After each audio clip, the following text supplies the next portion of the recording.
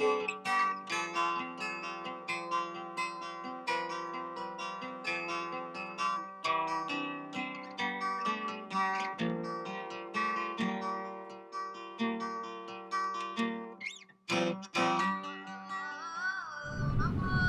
the western shore of the Caspian Sea between Russia to the north and Iran to the south is the ancient and modern nation of Azerbaijan. Hello, I'm Nancy Pearlman. On this edition of ECONEWS, we travel from the deserts to the mountains to see the diverse ecological areas and meet the many different ethnic groups among the over 9 million people. Stay with us.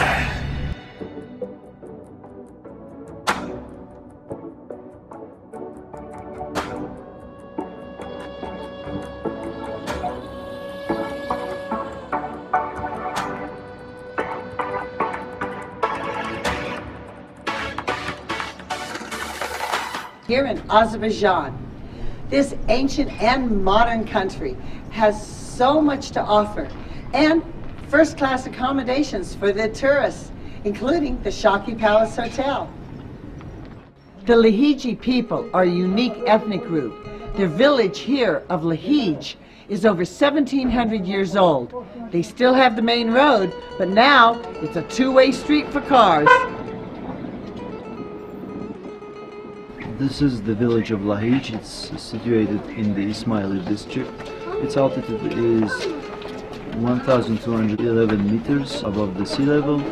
The village population currently is nearly 860 people, although it was much larger in the 19th century. The village was built around the 7th and 8th centuries and is one of the most ancient settlements in the country. The villagers are considered a separate ethnic group with their own distinct language due to their mountainous isolation in the Caucasus. There are many legends as to where the villagers came from. Many scientists believe that they came centuries ago from Persia, where they were refugees from earthquakes and other conflicts. Throughout the region, the people have been known for their handmade crafts.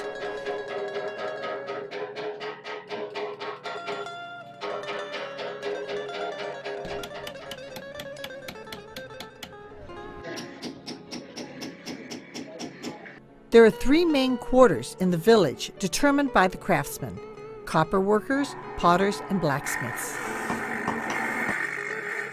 Each section has its own mosque, bathhouse, and square. The handmade crafts have been exported throughout the Caucasus and into neighboring countries: Turkey, Iran, Russia, and Georgia. Many different herbs for tea.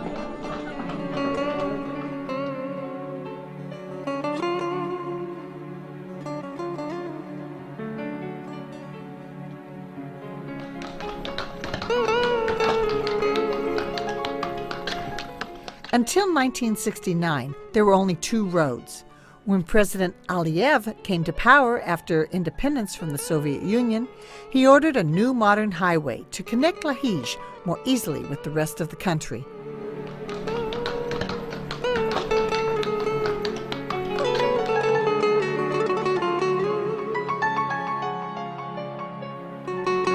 The houses in Lahij have their own architectural style.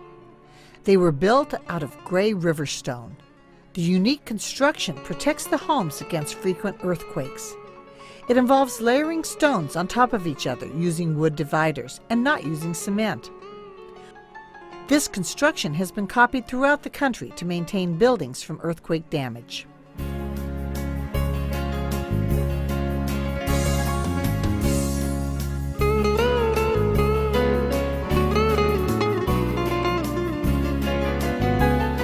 Today, tourism is the main economic driver. Craftspeople make beautiful items for locals, Azerbaijanis, and foreign tourists. There are so many superbly made products that it is hard to choose which to buy.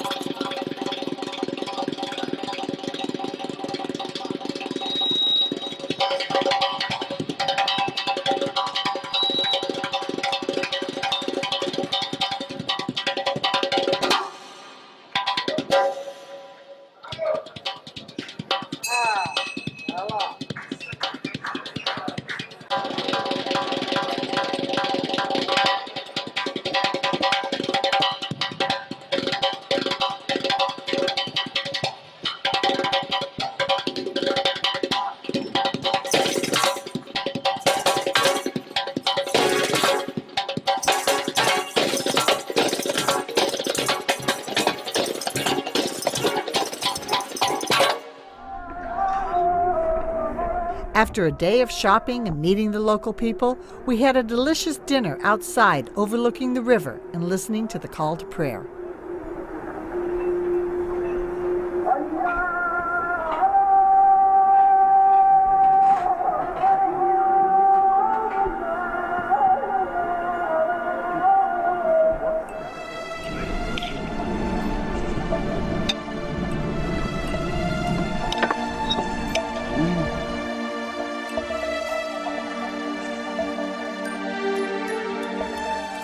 We are now currently in the Girdiman Valley, which is situated in the Ismaili district of Azerbaijan. The river that is behind me is also called Girdiman. Tourists enjoy traveling through this canyon, which is about 4,500 feet above sea level. Many people enjoy walking across the suspension bridge built by Sarvan villagers to get to their homes. Back in the 3rd century, this region of Azerbaijan was originally part of one of the first Christian states in the Albanian Caucasus.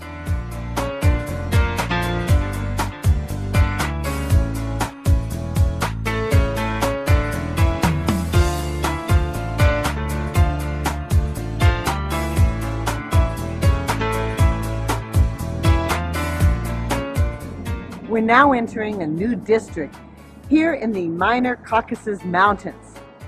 This area is famous for an ancient Christian culture that existed until the 7th century. The village of Kish has one of the oldest Christian churches in this region. It was built in the 1st to 2nd centuries, was actively used until the 8th century, and then abandoned for almost 1,200 years. But now it's a museum. While Azerbaijan is a secular Muslim country, the government protects the right and heritage of the religious minorities. Currently, about 5% of the population are Christians. In Kish, the Christian Albanian Church was one of the very first Christian churches in the region and the world.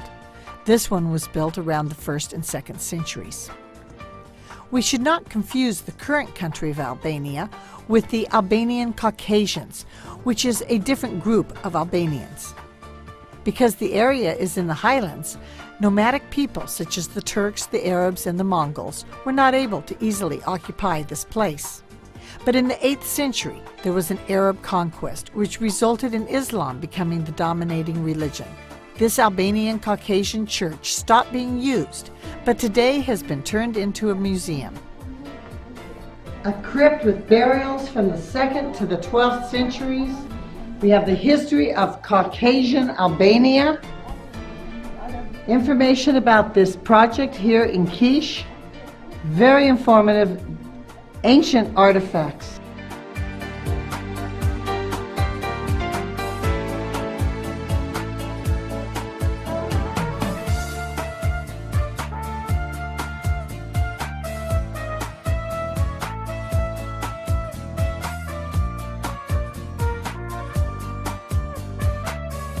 There are interesting theories about the ancient population. During excavations of the church, they found graves of people who were presumably the priests, and they were over 6 feet tall, much taller than the average person of the Caucasus, but very European in look. Another interesting theory was proposed by the famous Norwegian explorer, scientist, and anthropologist Thor Heyerdahl. He believed that the Scandinavian people came from the Caucasus. In the 1990s, he visited this church as well as the Gobestan National Park and concluded that the stone carvings of boats resembled the Scandinavian boats.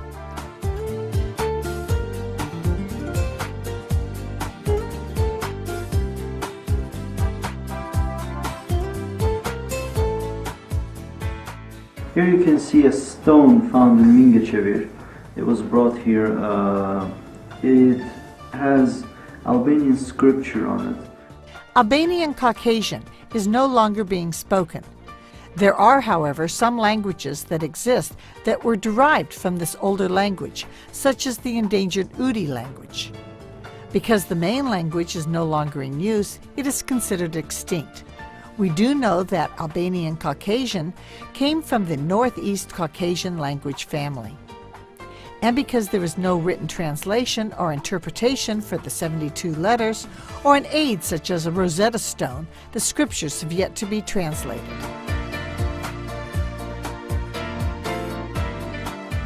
Along this wall are architectural models of other Christian churches that can be found throughout this region.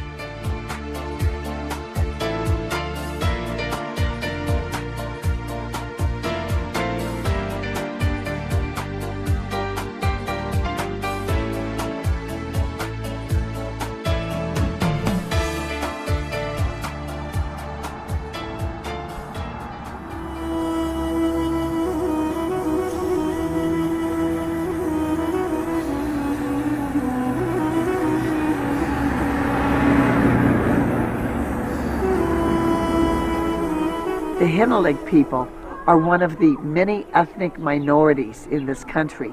They are Caucasians. There are about 900 in this village, a few thousand in the world. And they have a unique language and culture. خنالك ناظر بدنا خنالك زي كتشلمه يصوم يوسف مك. My name is Joseph. I'm from Khinalik. Khinalik beautiful. Make yourself at home. In the South Caucasus mountain range is one of the highest and most remote villages of the country. With about 2,000 individuals, the Kinnalog people are considered ethnically Caucasians, although they do practice the Islamic faith. Even in this small community, there are separate quarters with different cemeteries. They speak their own language of Katish, as well as Azerbaijani, and some still speak Russian.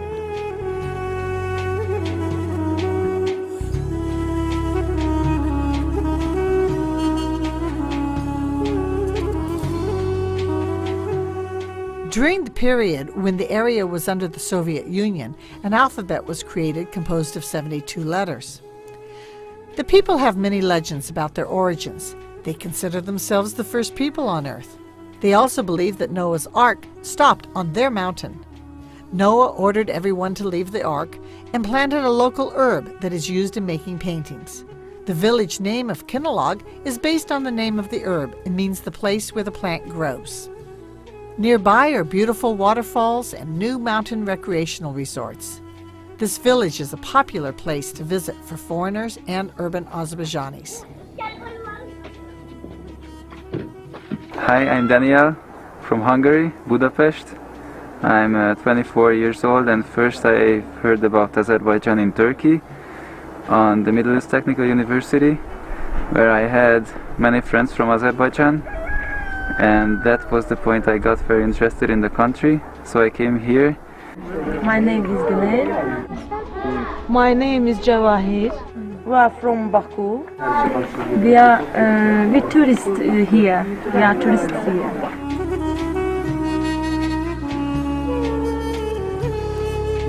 As we travel from one historic place to another, we stop for lunch at a lovely new restaurant featuring traditional food and interesting architecture and sculptures.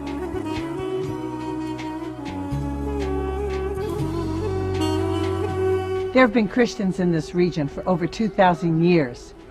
The ethnic group known as Albanian Udi, with about 10,000 individuals, built this church in the 1700s. They restored it a few years ago. They practiced the Eastern Orthodox traditions. My name is Robert Mobili. I'm the chairman of the Albanian Udi community. The Udis were one of the first Christian nations in the world. Our community appeared in this region, and we still keep the Christian traditions in our fatherland. The modern Udis have kept the traditions of the ancient Albanian church, which was established in the area in the 4th and 5th century. Their Christian faith that was started from the teachings of one of Christ's 12 apostles, Saint Bartholomew. This Christian culture is very rich, and many churches can be found throughout the region. For a few centuries, Christianity was the official religion of the state. The Albanian Udi Christian Church is considered an apostolic church that practices the Eastern Orthodox traditions. When Islam became the established religion of the area, the Udis were one of the few Christian groups to continue to practice their Christian faith. This church was utilized until 1836. Then the Tsarist Russians occupied the Caucasus, and the Russians gave this church to the Armenian Orthodox Christian Church, thus uniting the Armenian and the Udi Albanian churches. Many ethnic Udis at that time then immigrated to Georgia or converted to Islam. For those who stayed in Azerbaijan and continued to practice Christianity, they practiced their traditions at their homes. During the 20th century, when the Soviet Union controlled the region, the Soviets discouraged all religions and promoted atheism. But when Azerbaijan again became independent a few decades ago, they encouraged all ethnic groups to maintain their traditions and help preserve the historic structures. Restoration of the church was started by the anthropologist Thor Heyerdahl. He obtained assistance from his Norwegian government. Now many nonprofit organizations and the Azerbaijani government help with the restoration and maintenance of this church.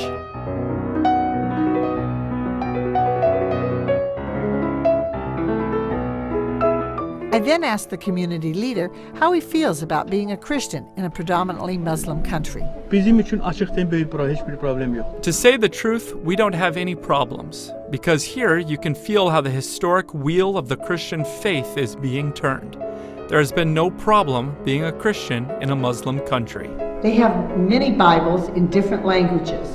The Azerbaijani language, their local Udi language, and Russian.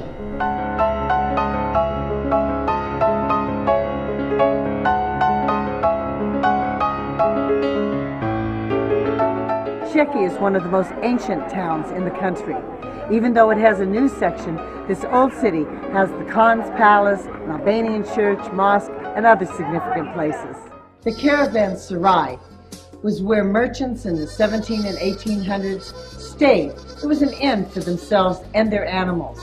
In the 1900s, this place was in disuse, but a few decades ago, they made it a new hotel. Sheki was one of the main trading cities on the Silk Road from east to west. Due to its geographical position, it is still a major city of commerce and has many historic places worth seeing, as well as lots of wonderful arts and crafts. This caravanserai from the 18th century was built as a fort as well as serving as a roadside inn. It is now both a hotel and a tea house.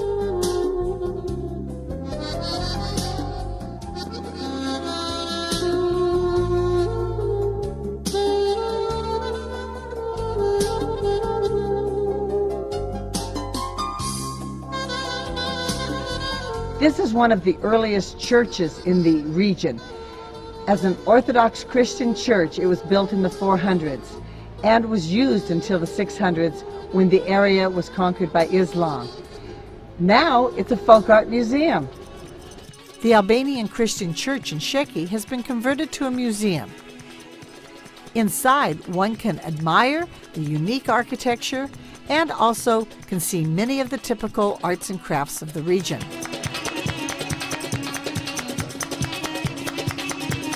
Also on display are mannequins wearing many of the gorgeous costumes that were traditionally worn before Western clothing became the norm.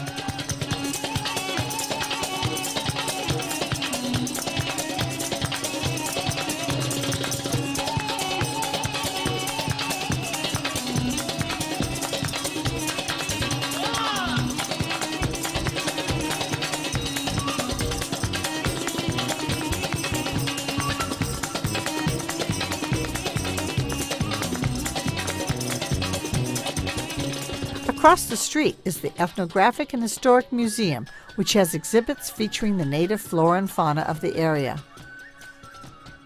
The Sheki Ethnographic and Historical Museum not only shows us some of the life of the human beings, but we get to see some of the wildlife that's found in the area. The natural history section of the museum uses the old style of display, but I like these exhibits because we see the variety of plants, wood, rocks, and even animals, from amphibians to the bear, deer, rabbits, and birds. you really get an understanding of what is found in the area. This case is made out of copper. It's called hamam tası. It was used by women when a woman was going to the bathhouse. The bathhouse was a place for people to socialize and also to show her richness, her beauty. They were putting on all their jewelry and best dresses. And then when they were processing to the bathing, they were taking off all their belongings, all the jewelry, and putting it in these cases so servants couldn't steal them. Over here you can see these are called sharpush. They were used to serve rice, like this. Some people confuse it with a helmet, but still it had its completely different purpose. Near the museums is a shebeka, a workshop where the artisans display how they are creating beautiful lattice for the glass windows and building facades. This workshop is owned by a family who has been making shebekas for 4 generations. Shebeka is unique and very typical of Azerbaijan. This family helped restore the Sheikh Khan's palace, which is our next stop. Sheikh is a town located in the northwestern part of the country. It is 223 miles from the capital city of Baku. The climate is very pleasant due to the surrounding mountains. This palace was built in the mid-1700s, when Sheikh received their independence.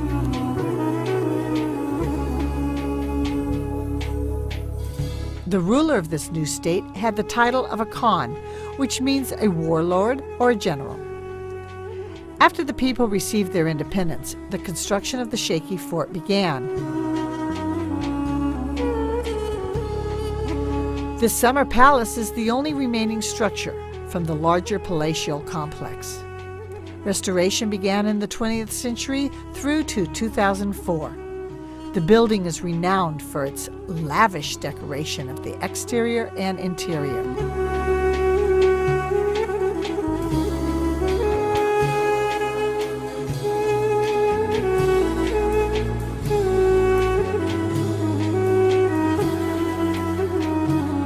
In the 1700s, there were many different city-states.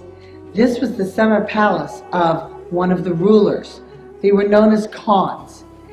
In the 1800s, the Tsar of Russia took over the territory, used the building for administrative purposes, and now it's a museum.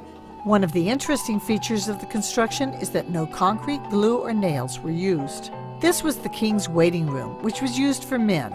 This and other rooms were used by the royal family and their entourage. Notice the closets, which kept the sleeping mattresses that were put on the floor at nighttime. Another interesting feature are the doors that have a block of wood that was used to keep the cold wind out. The ornate chimney was used for both heating and cooling.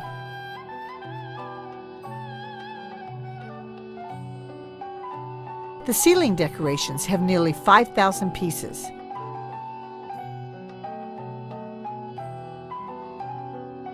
Some of the window decorations are very typical and are called shemeka.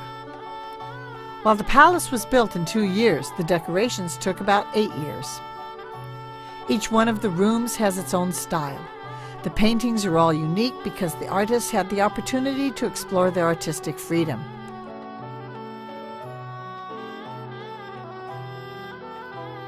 It's very interesting to come here to Azerbaijan, especially to Sheikh. It's very impressive to look a house like this. Very interesting, the paintings and the whole construction. Very good. The frescoes each have their own meaning. For example, this fresco shows deer and wolves running together. That means coexistence and peace between the powerful and the weak. Up on the ceiling, you can see mythical figures of creatures, such as the one with a woman's head and a lion's body holding a sword. That is a symbol of the fact that women can be as powerful as men. On other walls, paintings show other mythical creatures, such as one holding a crown on a head, and on the other side, not wearing a crown. There are many animals represented. The fish means strength, health, and wealth that is all coming and going. The fish also symbolize that wealth and power is as slippery as a fish.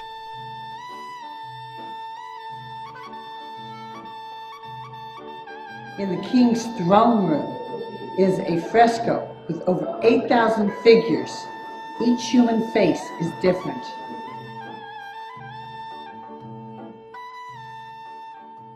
This is the Queen's waiting room. It certainly makes me feel like royalty being here. As a major tourist site, we meet visitors from around the world. At the moment, we are here on vacation, and we decided to come and stay in Sheki for a while. Azerbaijan is a big country, 9 million population, so I hope you enjoy your time here. Welcome to Azerbaijan! Traveling through Azerbaijan has shown us the stunning contrast in landscapes and culture. Americans are welcome here. Visit this Eurasian country for a unique adventure. On behalf of our nonprofit organization, Educational Communications and ECONEWS, I'm Nancy Pearlman, wishing you a natural, unspoiled environment.